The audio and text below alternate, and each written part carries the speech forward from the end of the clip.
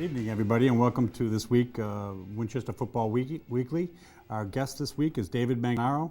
He was the class of 1985. He played wide receiver and defensive back for Manny Marshall. His senior year, the team went 9-1. We also have our Winchester Football History segment. We have some pictures that we're going to show you from a few generations back. Our middle school players of the week, the high school player of the week is Quinn Johnson. He's a senior this year. He plays slot receiver and cornerback. He's had a great year. I think probably the most consistent football player on the high school team this year. So it'll be fun talking to him. The middle school players are Robbie Walsh is in the 8th grade, Charlie Nowell's in the 7th grade, and the Pop Warner players are Charlie Bella from the E team. He plays quarterback and cornerback. And Henry Duplessis, is on the D black team. So I believe he's a quarterback as well. So we're going to get a chance. Well, he plays linebacker. So we're going to have a chance to talk to him in a minute as well. But real quick, just want to recap some of the scores. Winchester High School lost to Reading 13-3 this Saturday. The game was 7-3 at halftime. Compared to last year, it was a much more competitive game. They had an opportunity to win the game, but obviously Reading did come out with a 13-3 victory. But again, it was a pretty hard-fought game for the kids, and I think they gave it their best. This week they have Arlington at home again this Saturday, so hopefully they can just make those extra couple of steps to put them over the top. Sachem's U football on this past Thursday, October 3rd. The black team traveled to Newton to face Newton Day Middle School, and they gained their second victory in a row with a 12-0 victory. This week, the Sachem's black team will host Canton at Manchester Field on Wednesday, October 9th at 4 p.m. And on Friday, October 4th, the Sachem's red team battled Saugus Sachems during a rare game at Skillings Field. The Sachem's red team prevailed behind great team effort of a thrilling 16-14 win. This week, the Sachem's youth football red team travels to Westwood on Wednesday for a 6:30 game, and that will be a challenge for that team because Westwood is perennial a very strong team.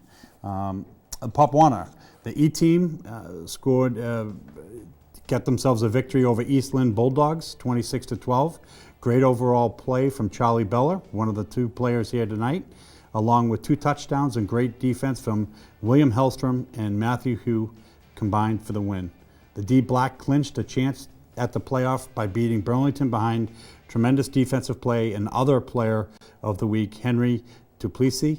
Frank Shediak sacked the quarterback for a safety in the game. The C team played a powerhouse squad up in New Hampshire at Amherst Patriots. Despite a great defensive effort and a long touchdown pass to Nick Burns, the C team fell 12-6. And the D Red team remained undefeated with a 31-6 win over Watertown Belmont Bulldogs. Mike Bongiorno and Jacob Flores each had 2 touchdowns in the win. So that finishes our scores for the week. We're going to ask Mr. Manganaro to come on up and join me. Dave, first of all, thank you very much for coming. I appreciate it. Thanks for having me. Good Thank to you. see you again. Good to see you. To cover Dave, he was the class of, was it 85? Football 84, graduate 85. Okay, and what positions did you play? Wide receiver and safety. And again, we talked about it earlier that your team was 9-1 for Manny Marshall. Right, yep. Tell me about your season. How did that go? Who did you lose to? We were 8-0, and then we were going to face Lexington, who was 8-0, and the winner was going to go to the Super Bowl, and we lost 14-8 at the last minute. Yeah. So it was a last-minute type of. It was a last-minute type of thing, and then we came back to crush Woburn on Thanksgiving Day, so we were 9-1. That was the best record since 1971. Really? Yeah. And you did beat up on some teams that year, if my memory serves pretty well. You guys went right through pretty easy, and it wasn't until the Lexington game that it became where that was a playoff game. That was a playoff game. That they were a very good team, and came down to one play, and they beat us. Was it towards the end of the game, or it was toward the end of the game? Yep. Really? Yep. Tell me about your experience in high school football. I mean, you had some. I know you're still friends with a bunch of guys on your team, and tell me about your experience for these young kids. I like to you know. Yeah, I was looking at the young kids. We didn't have Pop Warner when I was going through the town. So the first time I played was a freshman in high school, and it would have been a different experience playing with the young fellas. But high school is unbelievable. You make best friends forever. I still talk to most of the guys I played with, and it's such a bonding experience. For many facets, during the season, obviously, and after the season, in life. Now, some of the guys, do any of them still live in Winchester that you played with? I wasn't, Yeah, you have Dave Doherty, Chris Costello. Now Chris Costello is one of the Pop Warner coaches. Oh, okay. Yeah. Yeah, he was a tight end, and the kicker, extra point. Did he really? Yeah, He kicked field the goals. Yeah, field goals, extra point. So yeah, like the rest of us, he was a couple of pounds lighter, like the rest of us, but yeah, he was good. Well, I think we're going to actually see a picture coming up soon of you guys. Tell me about Manny Marshall. I mean, obviously he was a coach who was here forever. Yeah, Manny Marshall was the old school quintessential football coach. Didn't take any gruff, had to be on time, couldn't miss a practice. Told you if you were doing good, told you if you were doing bad. A few F-bombs here and there, but that's the way it was. No, absolutely. He let you know when you're doing bad. Absolutely. Grab that face mask and have a couple of words for you. Absolutely. As far as your season goes, how do you go through 2-3 years of high school football?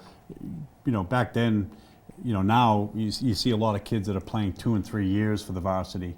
Back then, we kind of had to wait your turn. Sure. How do you deal with that? How do you tell a kid? What's your advice to them? Someone's got to go now from freshman, could wait till their senior year to play. That's a lot of, yes, you have the freshman and JV games, but, playing for the varsity, you might have to wait your turn, and we did back then. Well, absolutely, we did. Yeah, I think it's a good learning curve for the players that are in a backup role, just to really watch and see and emulate the person that you think is doing very well, and be ready, just like Tom Brady. When it's your chance to go, you capsize on it, and you seize the moment, and I'm sure they'll do fine. One thing I think the difference between now and a couple of years ago were competition for each spot. I know personally that there was a center trying to take my spot when I was playing, and the same with you. There was always somebody that if you had a bad week, sure. You had that threat that someone was going to take your spot. And I think that's important to get kids to be focused on the practice field, getting them to give their effort, because if you don't have that push, like anyone, they take their time not having to deal with it. Yeah, most of the work is done off season when no one's looking. That's when you keep your job, not when football season starts and you're practicing Monday through Friday. It's during the summer, during the off season, whether you're lifting, running, catching the ball, whatever it may be. So, and I think it's good. The competition's healthy. Yeah, absolutely, no doubt. David is president of Manganaro Construction. I think it's Enterprise, or I'm not sure if it's construction. But, yeah, construction. But one point I want to make is that you do a charity with the Little Wanderers. I'd like to, at least acknowledge that, because I know you do a lot of good work for that organization. So yep. Please talk to us sure, about that. I'm on the board of directors for the Italian Home for Children, which is an orphanage in Boston that serves the inner city kids. There's 80 residential beds. And we take kids in that where the families may be having a little trouble with behavioral, not being the kid's fault. And we try to give them a little therapy, a little love, and try to patch up the home life and send them back. And the ages are from 4 to 12 years old. And the website's italianhome.org if anyone would like to donate. I think that's great. Now, there is something that I do. You're speaking of troubled past. There's a game in your family called Hot Hot. Yeah. And so, your mother asked me that I bring this up. So, can you share with, all of Winchester your game Hot Hot? Yeah, absolutely. So my mother used to stick me down the basement with my older brother. My older brother's 4 years older than me, and he probably outweighed me by 100 pounds. Not to be intimidated, though, he would be on his knees, and I would be standing up, and I would have to take the Nerf football and touch the wall. But I tell you, fellas, it didn't matter about the size. It was the size of your heart, and I always used to win. I know my older brother, I don't want him to hear this, so if he's listening, right? Yeah, there was a couple but our basement was concrete, so that has to do with a couple of head traumas that we've had, but it was all in fun. Well, your mother tells me that she actually beat Paul, too. Oh, yeah. Oh, absolutely. I can't tell what, that was old, that was old school. That was in the 70s, what they used to hit us with back then, but I won't say. I'll keep that hush-hush. Well, I do appreciate you coming out, really. thanks for having me. Thanks for coming. I appreciate it. And we'll see you around town, of course. So. I will do. Thank you. All right, thank you very much. So now what we're going to do is go through the history pictures that we have. This coming, this segment is obviously the history of the high school. And we do we have those pictures ready or no? Yes, we do. So there is the 1981 cheerleaders. And what I find kind of humorous here, a couple notes. Indian style on the left-hand side there is Paul Manganaro's lovely wife, Barbara. Why she stayed with him is beyond me. I still to this day don't understand. And up, obviously, second row to the right, doing a split there is also Steve Costello's wife, who, again, Steve Costello married up, to say the least. So, they were high school sweethearts, and they're still happily married. Well, the guys are happily married. I don't know about the women. But also in the middle row there, second to the left, is Harry Sinden's daughter, Julie Sinden. She was also on that team. But if we could, that was for the year that we were all around, so we know there's a couple other people from Winchester that are up top right is Lisa Phillips. Her brother was the captain of the ship that got overtaken by the pirates. The movie's coming out, but Patty Phillips is to the right at the top row. But if we could get the next slide. The next slide is these are the same cheerleaders now, just kind of in action, doing their thing. We have one there, I think that's Dever. She's got the biggest mouth there, for sure. Karen, sorry, I had to make fun of your sister. But so let's go to the next slide. Oh, and this is 1990. The captain that year was Mike Rossio. He's number 15, lying on the ground. No, no, I'm only kidding. He's actually number 22, carrying the ball. If you guys go to Gloria's Pizza, you guys have been to Gloria's, right? Well, that's number 22, running the ball right there. He's the owner. Remember when you go there for being on the show and you get a pizza, talk to him about, make sure you tell him it was him lying on the ground, though. All right?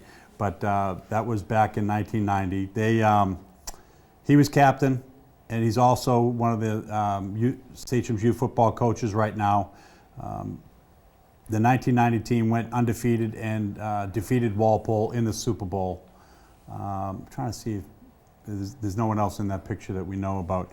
Can we go to slide number 3? This coming up is the 1967 team. It was the first team under Coach Manny Marshall. The captain of that team was Ken Cooper. The Sachems went 7-1-1 in 1967 and outscored their opponents 130-52. Joe Bonacera led the Sachems past rival Woburn on Thanksgiving Day, 14-8, scoring both Sachems touchdowns. Shirts very plain. I think they became practice shirts when we were there, but just black and white numbers. Nothing fancy. But notice one thing I want to point out in that picture. Notice the helmets. The tradition is only 1 year those helmets have changed. Those helmets have stayed the same, and I do appreciate that a little bit, that there's tradition involved in those helmets and putting those things on. So now let's go to slide 4, 1984. That team right here went, this is, Dave, this is your year, right? Yeah, this is Dave's year. They went 9-1. The only defeat coming against Lexington, which they went on. Did they go on to the Super Bowl, Dave? They played Brockton and lost. They lost to Brockton in the Super Bowl that year, Lexington. Obviously, Dave Manganaro is number 88. He's in the front row. And former high school athletic director Brian Carroll is number 22 in this picture. And the 1984 team defeated Woburn 32-7. And scored an amazing 297 points while only giving up 65. Brian Carroll and David Doherty were the team captains. Dave is there. He decided to shave his head before that picture. I'm sure his parents were thrilled. But then the last picture we have is the Winchester High School sideline at the Manchester field. the legendary coach, Henry Knowlton. Notice we said Manchester Field because it wasn't named after him yet.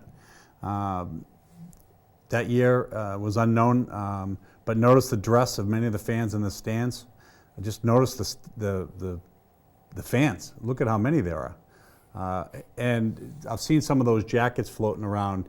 If you look at the players kneeling down, they have those ponchos. They're all wool. I actually have one. It's unbelievable. But that just goes to show you what a regular game would bring on a Saturday to Manchester Field to come watch some football being played. So that's our pictures for the week. We're going to keep them coming because it's a fun way to take a look back at some of this. And so what we're going to do right now is we're going to bring up, because we have a lot of kids to talk about, and I'm going to actually turn it over to Jimmy. So Jimmy's going to spend some time with these kids, and I'll step off a little bit.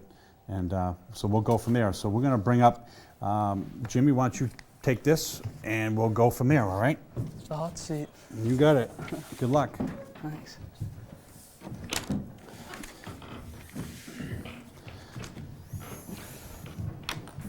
All right, these are our players of the week.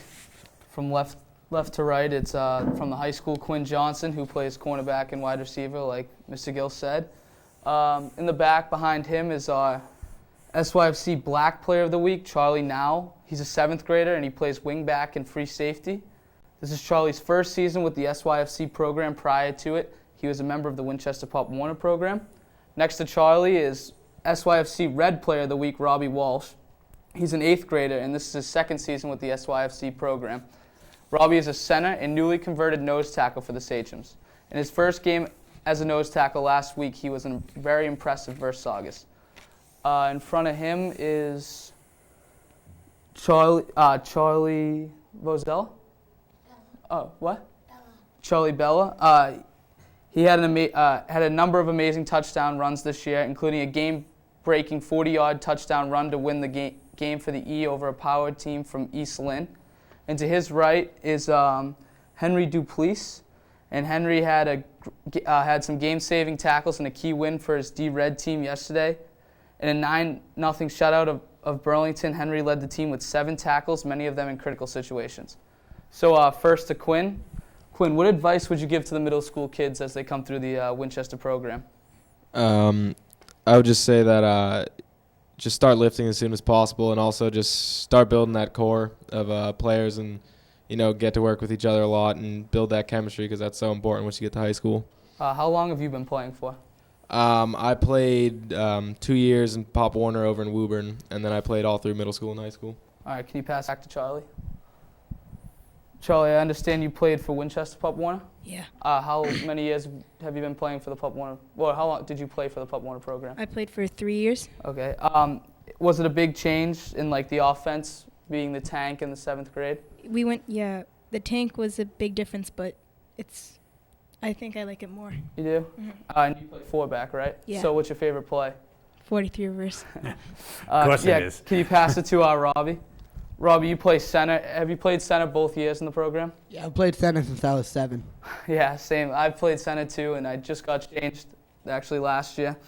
That's a different story. But how do you feel that the change is going to be like as you go to the high school and the spread offense from a direct snap to having to snap it to the quarterback if you do stay with center? It's definitely going to be different, but when I played in Woburn, we did a lot of the shotgun too. So. Yeah. All right, can you pass it to Charlie in front? Charlie, is this your first year playing? Yeah. It is? Do you like playing football? Yeah, it's fun. It's fun. What positions do you play? I play quarterback on black O and on red wingback. Do you like getting the ball? Yeah. Do you like offense more than defense? Yeah. All right, can you pass it to Henry? Henry, how long have you been playing for? 2 years. 2 years. What positions do you play? Left linebacker and right end. Do you prefer offense or defense more? Defense more. Defense. If you saw him play, you would understand why. He All goes right. 100 miles an hour. All right, now for you guys to ask Quinn a question. What's your advice this Saturday against Arlington, who is probably the best team in our league? I try and beat them on defense because if you don't let them score, hopefully you'll get points on them. And All right, Charlie, what's your advice? Have a strong offensive line. That's it. Put the pressure right on Jimmy. Back to Robbie. What's your advice to Quinn? No.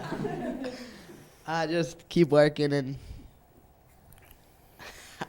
That works. I don't know. I was gonna say what he said. All right, to Charlie, to your left.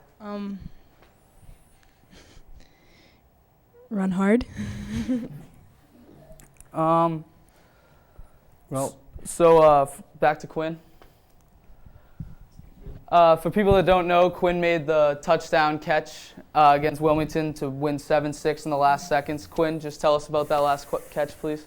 Yeah, they scored with about 50 seconds left to make it 6-0, and then they kicked off to us, and I dropped the kickoff, so I was kind of in the doghouse. And then we started driving. We made a couple great drives, and that last play on the 30-yard line, I want to say, and we just made up a play on the fly and got a great block from the left tackle, pass protection, and Mike threw a great ball, and I just was able to catch it about the 5 and run it in. Okay, another question. This year we only lost to Reading 13-3, opposed to last year I think it was, 48-0, something like that? Mm-hmm, yeah. What made it different this year than it did last year, with them returning their star quarterback and running back, and we only had to hold them to 13 points? I think it's just the attitude of our team this year and the core group of guys we have. We're all willing to work this year and, really actually want to win. And I see some serious improvement from week to week, and I think we can, we're making big strides. Okay. Personally, do you hope to play in college? It's not currently in my plans, no. But there's always that opportunity, I guess, if I ever wanted to try. So I'll keep wishing. All right, can you pass it back to Charlie? Charlie, do you hope to go to the high school after middle school? Mm-hmm. All right. Do you think it will be a big change for you from the tank and then back kind of the spread? Yeah, I think so. But All right, can you pass it to Robbie? Robbie, I understand in the summer you lifted a lot. Yeah, pretty decent amount. Yeah, I was working out with a good group of kids. You were? All right. How did that help you in your game this year, opposed to coming in as a 6th grader into a 7th grade and not really lifting as much? It's a big difference because it gives you like a step up from all the other kids. When most of the kids at my age haven't started lifting yet, most of them start the summer going into freshman year. Yeah. So there's definitely a big difference. I can feel it on the field. Okay. Can you pass it to Charlie? Charlie, how many touchdowns have you scored this year? 6. 6. Was it? That's more than Winchester the Yeah, high it's more school than for the the whole high school year. I teams hate to had the say whole it, year. but What's your favorite play personally? 31 bootleg. 31 bootleg. All right, can you pass it to Henry? Henry, do you have a certain play that's your favorite? I don't. your blitz. What's Yeah. your blitz? I like Or on defense? I like when coach tells us to blitz every play. Do you play for Mr. Gill? No. No, he doesn't. But I'm at his games. I announce his games, and he. I got to tell you, he goes unbelievably quick. He takes off, and he's in the backfield before some of these kids get out of their stances. It's fun to watch him play. So these kids, they've had some great experiences this year. I think, I've mentioned that Quinn is probably the most consistent football player on the varsity team. And progressively over the years, he's had to earn his playing time. But tell us about trying to be consistent both on offense and defense, because you play both ways. Talk to us about that, because some of these kids want to do that. They want to play both ways. It's definitely a lot of work, I'd say. You really can't take any time off, especially with, if you're ever on special teams and stuff like that. But, it's just it's really important to be able to play both ways, especially with a team like us that doesn't have a lot of kids and not a lot of depth, that, it's really important that all positions in the game to be able to fill in wherever you're needed. So I think that's a really big part. What's the hardest to work on? offense, defense, special teams, because you play all of them. So I'd which one do you fear the most every day? definitely trying to catch punts. Not really my thing, but I'm working on it. All right, I have a question for Quinn. Quinn, can you give us one memorable moment in your high school career, like with the coach or something that will stick with you for the rest of your life? I'd probably say just the constant beatdowns I get from my coach Nestor in the film room. I take a lot of criticism from him, but he's a great coach, so I take a lot away from it, but I'll never forget that. All right, can you pass it back to Robbie very quickly? Robbie, same question to you. Do you have a memorable moment with any of your coaches that you'll remember? Sometimes to practice, Cato will wear his hat sideways. And I think I'll always remember that. All right, can you pass it to Charlie? Same question. Cato is a good guy, but he can get loud if he. All right, can you pass it back to Quinn? Quinn, how have you progressed as a player from your sophomore year to senior year now, being probably one of the biggest impact players on the team? Yeah, I'd say that my sophomore year obviously was a tough year for the Sachems, but I probably lost about 6 pounds during the season that year, and then came back the next year and put on probably about 20 pounds, and I thought that was kind of the big difference between me not playing and playing that year, and kind of cementing myself as a starter moving forward. How'd you gain the weight? I know how I gained the weight, but how'd you gain the weight? Just going to the high school workouts and kind of changed my diet and starting to take that stuff more seriously. If you could give actually one final piece of advice to them, what would it be? Not in the season, but off season. What is the one thing that sticks with you that you could have either done better or did to improve yourself? I would say not to just work on lifting and stuff in the off season, but just getting around, and especially for guys that play quarterback, just throwing the ball and just keeping sharp on your tools and stuff like that, because it's really hard to get back into it once the season starts. How do you feel about the game Saturday versus Arlington? I think we have a good shot. I know they're a good team. They undefeated so far, but I think that we have some matchups we can take care of inside the box, and I think we'll be fine. I am curious about all of you guys. What advice do you have for Quinn, not only this Sunday, but just in general with finishing off his high school career? He also plays another sport. What advice do you give him? A piece of advice to make sure you finish on Thanksgiving Day against Woburn, their rivals. Go ahead. How does he beat Woburn? Catch the ball. Yeah, he has to catch the ball for sure. Go ahead. I'd work on recovering punts and not dropping them. Notice how he said recovering, because usually that means he's going to drop it. So just keep working like you have all season, and it'll pay off. If you guys work hard in practice and keep working as a team, you guys will win against Woburn. That was a good game the other week. Charlie, what question do you have for Quinn about the high school program?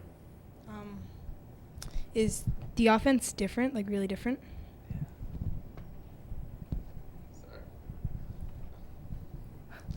Yeah, I mean, it really is a whole new system, but, I mean, if you've ever been to a game, we also do still run tank a little bit. I also play 4-back in that. But, yeah, it is a transition, but, I mean, once you get to know it, I mean, you got 4 years to really get a hold of it, and it's different, but it's definitely it's a next level offense, but you'll fit in fine. Quinn, I'm going to put you on the spot. Tell everybody out in the audience the famous quote that one of your coaches says all the time. Oh, wow. There's a lot of them. Not too many I can say on TV.